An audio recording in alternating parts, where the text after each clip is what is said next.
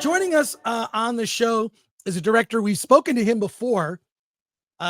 He has been on the show before. Director Jon Garcia, which you made. You made this really amazing romantic film. The name is on the tip of my tongue. I don't want to misstate it. That's okay. It's maybe it's Love in Dangerous Times or Love in Dangerous Times. Okay.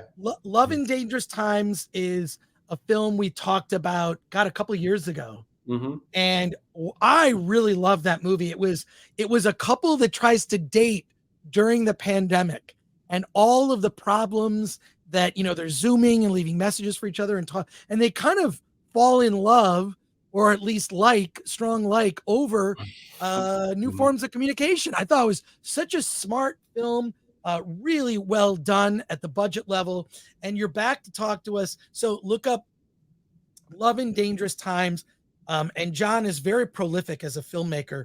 Your new movie is Summoning the Spirit, which I don't want to ruin it too much, but it does involve Bigfoot. Let me just say that.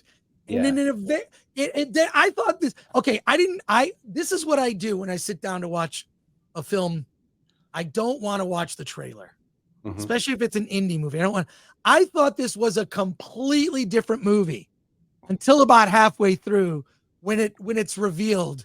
I don't want to give away too much, but where the hell did you get this idea for summoning the spirit? Yeah. Because it's like this. Yeah, like tell us the story and where you came up with it. Yeah, that's funny. I've been asked that question that same way a few times. Right. Like where the hell does this come from? First off, I want to say, hey, it's nice to meet you, Alan. I've met Chris. I've talked with Chris, and you've reviewed, I think 2 of my movies now, Sex Weather and also Lose. And he had nice things to say about them. And I also feel like Film Threat really supports the filmmaker. I mean, I really feel like you guys really I don't know. I feel like you guys know what goes into making these movies, and you're very sensitive to the fact that, yeah, we're sensitive people, and what you say and what you put out there into the world, about our work matters, and people are going to read it. And I just really I really like what you two do. And I know this sounds like I'm just throwing a bunch of fluff, but I really mean it. I really do like what you guys do. And I'm, thank you for watching my movies and talking to me about them. I appreciate it. So, I mean, your movies are very interesting. Sex Weather was, it was just kind of came out of nowhere. I actually bumped into the star of it, Amber, on Twitch, and didn't realize it was her until several months after watching her stuff on, doing Jackbox streams. That's and then so cool. Love in Dangerous Times was also the first COVID movie I saw. Yeah, and I love the movie poster for Love in Dangerous Times. I posted it on our Instagram because I have I love movie posters. Me too. I collect them, but your poster for that just really stood out to me. Cool. Me too. That was a $2,500 movie. It's kind of crazy that it happened the way it did. You know what I mean? It was just there are IOUs definitely, on that, but we all wanted something, in that time of turmoil, I went toward movies. I was like, I'm really sad and things are really weird. I'm going to make a movie, and then go ahead. That movie, I saw at exactly the right time because it was during the pandemic and all this, and you had made a movie during the pandemic for $2,500. This is why, look, okay, I appreciate what you said earlier when you were blowing smoke up our ass about, I meant all the smoke though. Well, I appreciate, look, because we were talking earlier about the TV show Ahsoka on Disney Plus. But the problem is you have a lot of aspiring filmmakers that they want to make don't try to make Star Wars. Try to tell a story that can be engaging. You can always throw spaceships and aliens and all that stuff in later. But I'm telling you, just tell a story. This is Love in Dangerous Times. I've never forgotten about that film. Something about that movie. I think because the lead actress in it is also very, very attractive woman. But it was such an honest film about the pandemic, and we didn't know what was going on, and people were just the whole masking thing, and how do they get together, and how are they like trying to have a romance through that period? You were reflecting exactly what was happening at that time, and it's such a beautiful movie. And the fact that you could also like, you can make, if you know how to shoot and work with actors, you can make a movie that moves you. And I also like that your movies are like usually like a tight 90 minutes. Like you're just like, you know exactly what to do with that. So appreciate it. Thank you, man. Yeah. And you know, the first cuts are all 2.5 hours, of course. Right, of course. As they are. And same thing for Summoning the Spirit.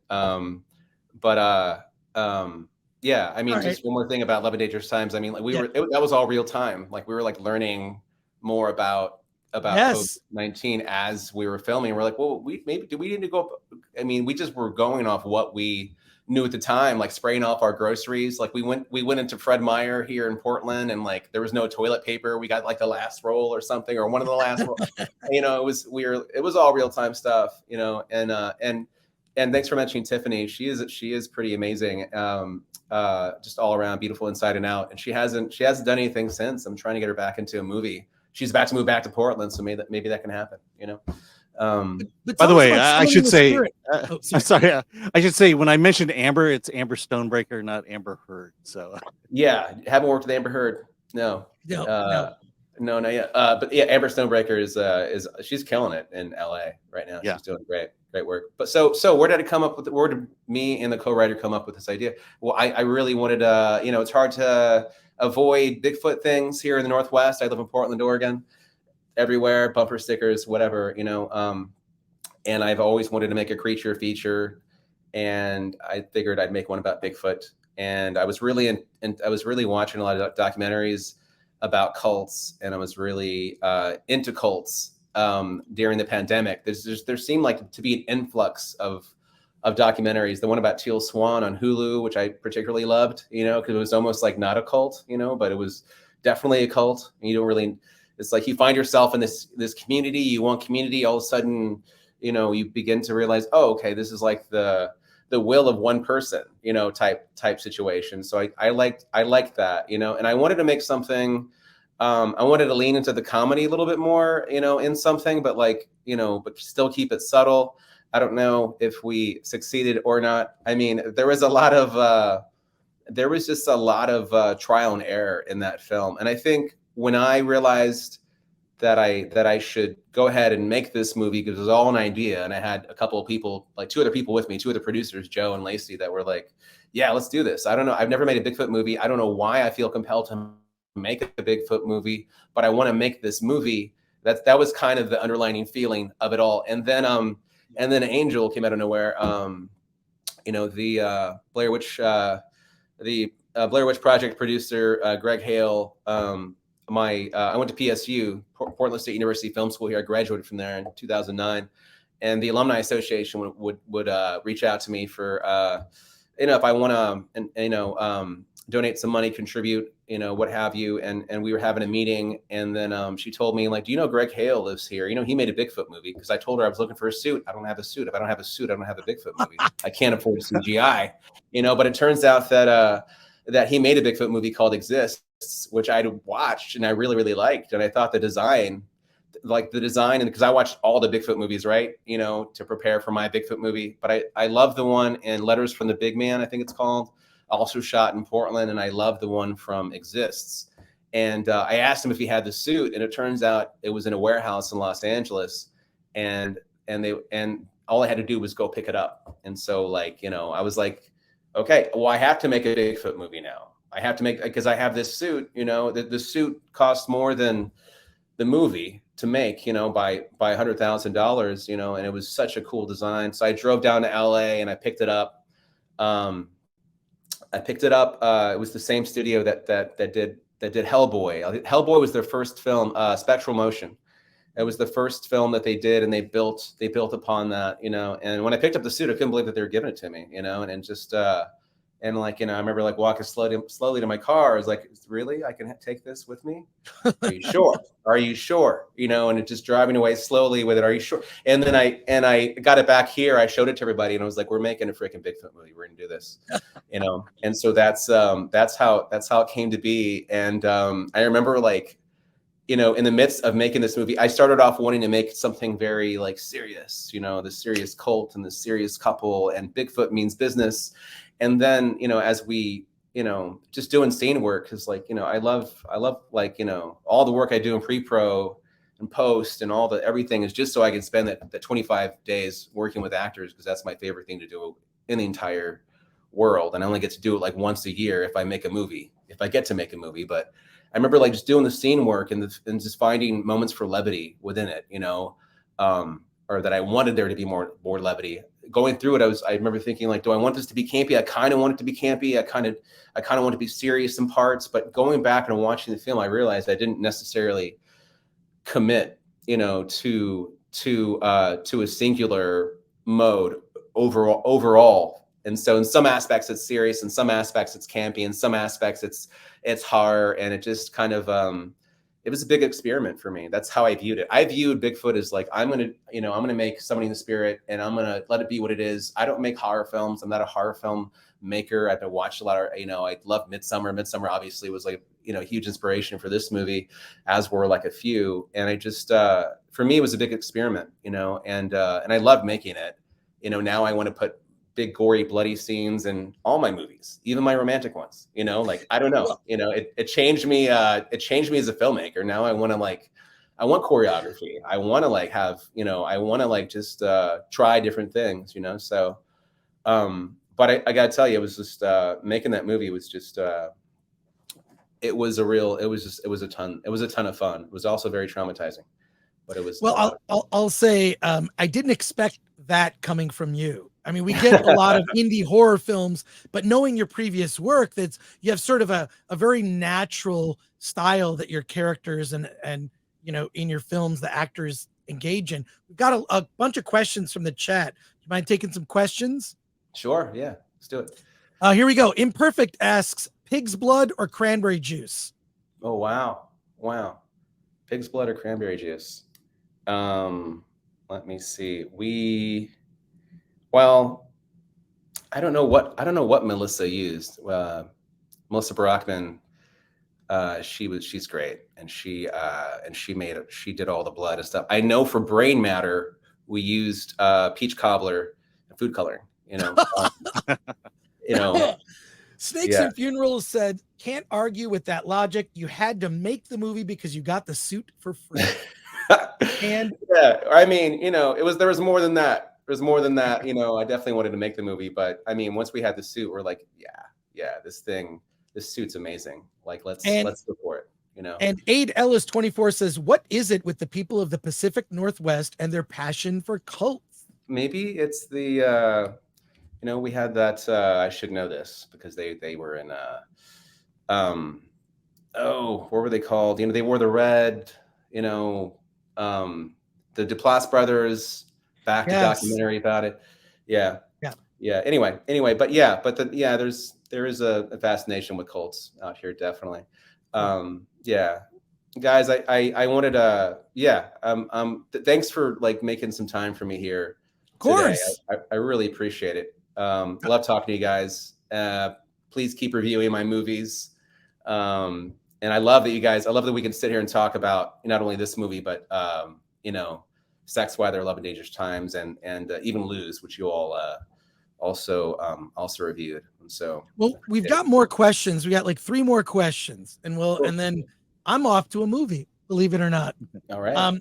Let's see. Raymond Britton White says, John, how did you get such natural performance from your actors in Love and Dangerous Times? Oh, thanks for asking that. Yeah, I think you know, I've been doing this a while and I really love it. I think we did a lot of like I was trained in Meisner, and we did a lot of like Meisner-esque type exercises, you know, and we also like as you know, a lot of you know, a lot of improvisation can always, you can get some cool like natural performances from people. We just let them put things in their own words, you know. And I remember like I did an exercise with Ian, or you know, who played the lead in that film, and we were just and you know, since the only form of training it had was Meisner, I remember I just had him repeat something repeat something until he actually had a physical guttural reaction, emotional reaction to what he was saying, but yeah, I think the improv also gives allows a lot of room for some real natural performances. It comes off that movie, the two actors, your two leads, were so authentic because I'm going to guess they were dealing with all of those things in reality, in addition to the reality of the movie. Completely. And Yeah. we were all like not in. Remember, we had to check in with each other at the end of every day. Like, how are we doing? How are you doing? Yeah. Are we doing okay? I don't know if we're doing okay. Are we doing okay? I think we did the same thing for Bigfoot too, because that thing was such a big thing for me, And yeah. Solomon Thornton asked, Sir John, I guess you're a sir now, how did you handle the budget for the film? I know this, Love and Dangerous Times was cheap. That was $2,500. This one, I don't know if you want to reveal the budget, but yeah, I'm totally okay with that. It's $160,000 for this movie, and we had four different investors, producers, and then I also put in some of my own cash, and so that's how we got it.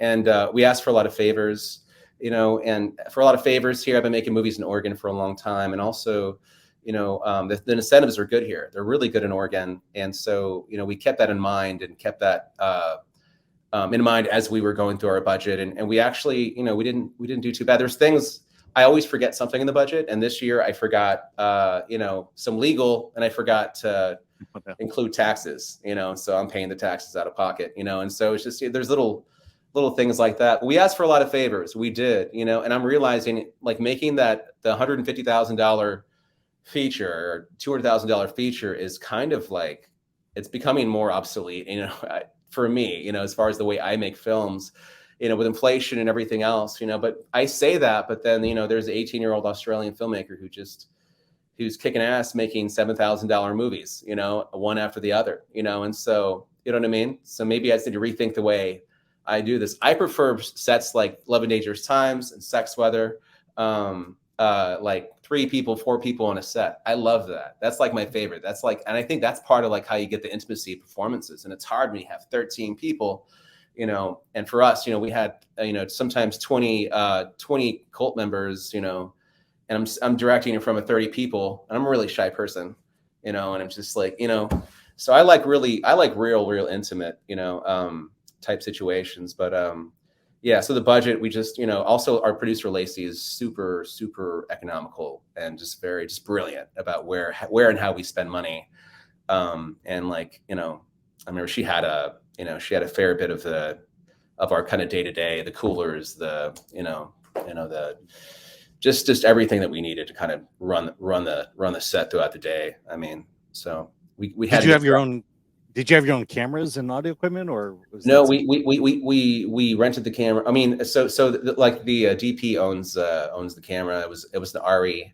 It was an RE, the classic, and it just looks so beautiful. And and it saved us that was like a 2.5 K camera, because it drive space became a lot easier to handle, because I have a red Komodo, and I was getting scared about those 6K files, and I didn't want to shoot in 5K or 4K because then it would crop in.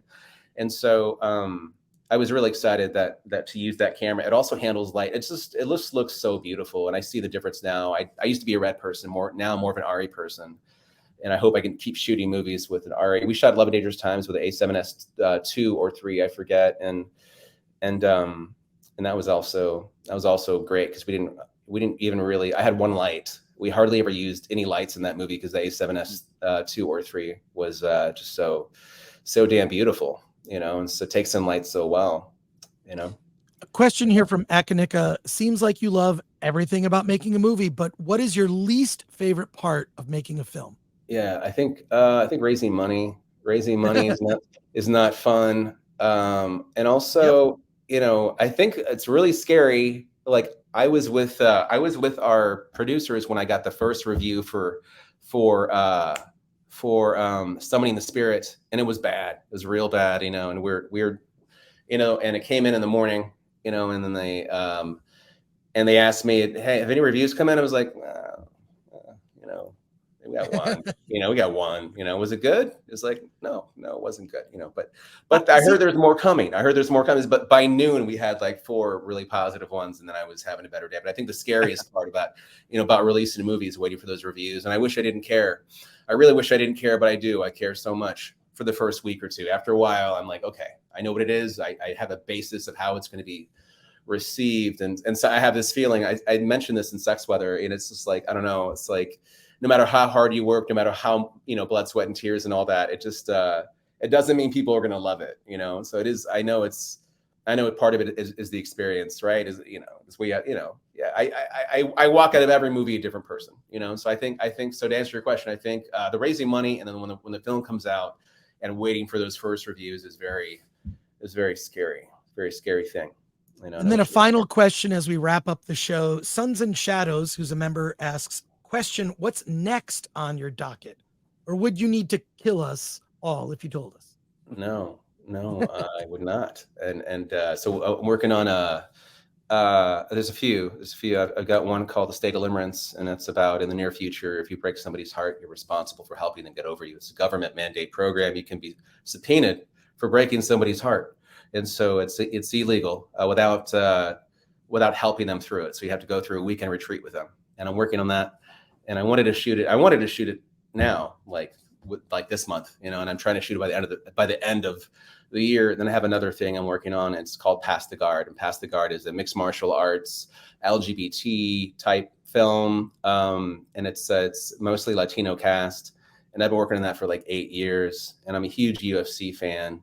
Actually, the UFC flew me to Las Vegas to apply. I was up for a position in their media department, but I talked about Bigfoot the entire time. And then I asked them if I could actually leave for a month and make a movie and come back, and they were like, no, you can't do that. This is a job. And I was like, oh, okay. So I lost that opportunity. But yeah, I'm very into mixed martial arts, and I'm really excited about this movie. And we're talking to some UFC fighters that I've been watching for a long, long time. And so those are the 2 films that I'm really, really excited about right now.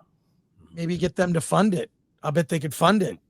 I mean, yeah. Well, I think we might. I think we might have some financing on this one, and it's not from the UFC. I think getting sanctioned from the UFC is like a whole ordeal, is what I've learned. But that would be nice, But Halle Berry was able to do it for her MMA movie, which was really good, by the way. Yeah. All right. Well, Jon Garcia, thank you so much for being on the show. Summoning the Spirit is the movie. It is out now on video on demand. You can check it out.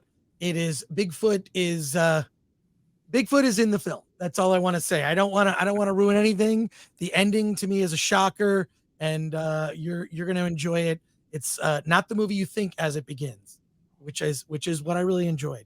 So thank you, Jon. Let us know this other movie. The Limerence movie sounds really interesting. The future, you've got to go on a retreat. Yeah. And that sounds really cool. I like speculative or like science fiction that's like that. It's very different. Me too. And I don't think it's going to make a lot of money, but I still want to do this movie. I'm going to try to Love and Dangerous Time Sex Weather it. Just like, few people, 4-person crew, and like I'm trying to get it done by the end of the year. We'll see. So awesome. Anyway, thanks guys. All right, take care, Jon. Thanks. We'll see you again when your next movie is out. All right, guys. Thank you. Awesome.